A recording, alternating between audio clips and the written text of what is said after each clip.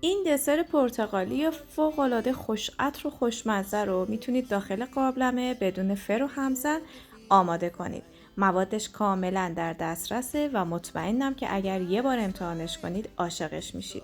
سلام به خوشمزه پزای کانال، به آشپزخونه کیمیا خیلی خوش اومدین. بریم که با هم این دسر خوشمزه رو درست کنیم.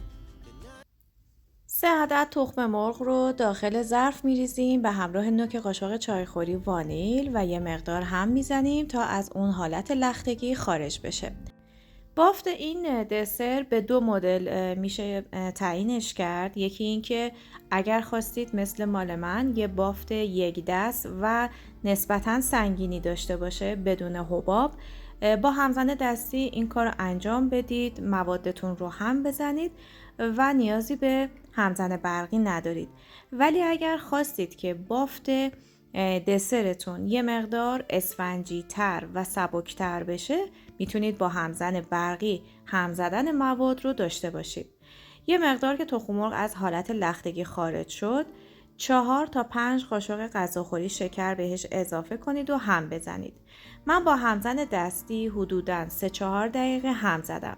با همزن برقی اگر خواستید این کار رو انجام بدید که بافت نرم و اسفنجی تری داشته باشید، حدوداً 3 دقیقه باید هم بزنید که رنگ تخم مرغتون کاملاً روشن بشه و یک بافت نسبتاً کشداری پیدا کنه.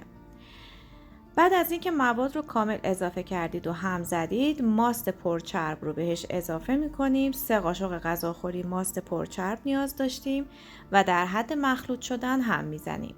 60 میلی گلاب رو بعد از اضافه کردن ماست به موادمون اضافه میکنیم و در حد مخلوط شدن هم میزنیم.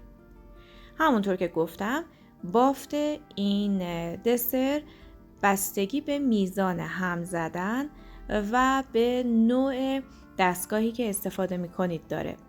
حدوداً 100 گرم آرد سفید رو با یک قاشق چایخوری بیکینگ پودر با هم مخلوط میکنیم و به مواد اضافه میکنیم. ممکنه این میزان برای شما کمی کمتر یا بیشتر باشه، چون آبخوری آردها با هم متفاوته. موادتون باید انسجامش در حدی باشه که خیلی رقیق و آبکی نباشه و خیلی هم غلیظ و کشدار نشه. یک قاشق شربت خوری من رنده پوست پرتقال رو به همراه یک قاشق شربت خوری زعفرون دم کرده به مواد اضافه کردم در آخر و هم زدم تا کاملا با هم ترکیب بشن. کف قابلمه 20 سانتی رو یه مقدار چرب میکنم، نصفی از مواد رو میریزم و درب قابلمه رو با دم کنی میبندم و روی حرارت ملایم قرار میدم. من شعله پخش کن رو از نیم ساعت قبل روی اجاق گذاشتم، کاملا داغ شده و قابلمه رو روی شعله پخش کن قرار میدم تا حرارت یک دست بشه. بعد از اینکه روی موادتون یه مقدار بس، حدود 10 دقیقه که روی حرارت ملایم بمونه، این اتفاق براش میفته. من وسط این دسر رو از کرم استفاده کردم که مثل فرنی آماده شده. اگر خواستید موادش رو داخل کپشن می نویسم. شما از هر نوع کرم فیل یا هر نوع مغزیجاتی که دوست داشتید میتونید برای این دسرتون استفاده کنید. مابقی موادمون رو هم ریختم روش و درب قابلمه رو میبندم و حدود نیم ساعت اجازه میدم با حرارت ملایم بپزه. بعد از اینکه زیرش کاملا پخت و اطراف دسرتون یه مقدار رنگ گرفت، زیر و رو کنید تا طرف دیگرش هم پخته بشه.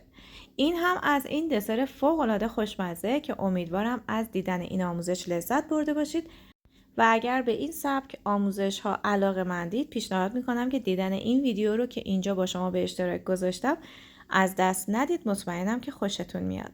تا یک آموزش دیگه، خدا نگهدار.